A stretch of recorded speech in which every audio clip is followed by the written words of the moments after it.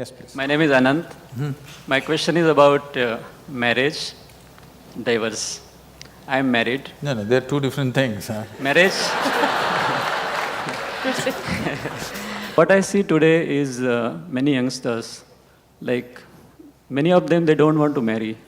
And few of them who marry, there are occasions where they are getting divorced.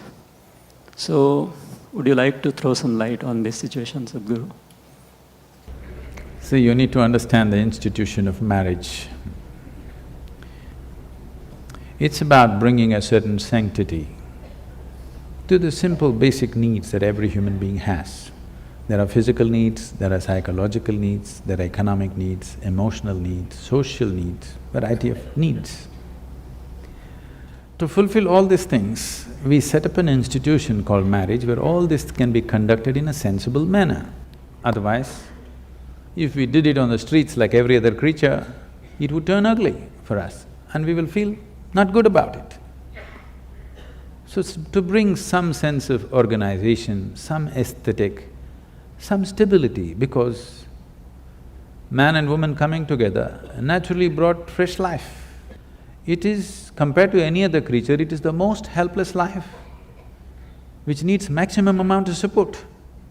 You could leave a puppy on the street, as long as he gets food, he grows up into a good dog, no problem. But not so with the human being. He doesn't need just physical support, he needs variety of support and above all, a stable situation. Whether there should be marriage in society or not,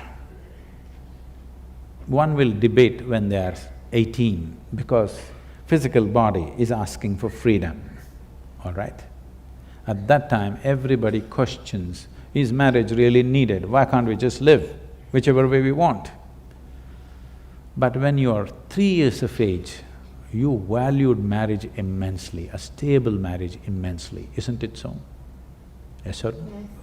Again, when you become 45, 50, you're 100% for marriage. Between 18 and 35, you're questioning the whole process, okay?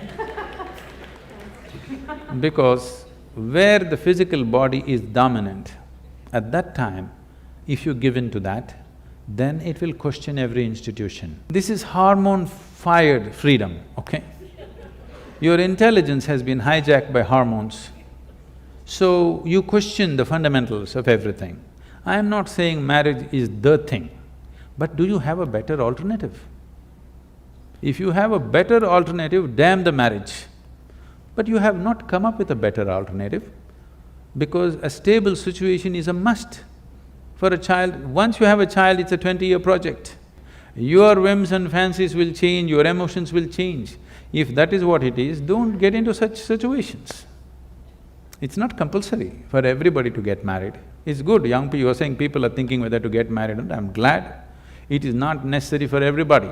But if you get into it and especially if you get into children, you must understand it's a minimum 20-year project, whether you like it or you don't like it.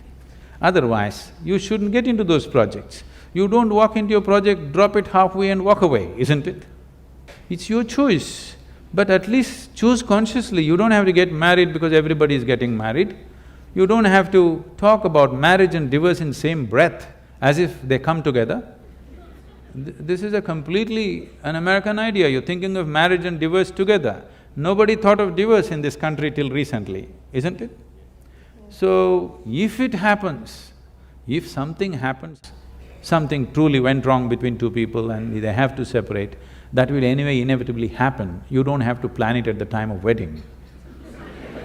Why should you ever talk about marriage and divorce in one breath? It's a crime.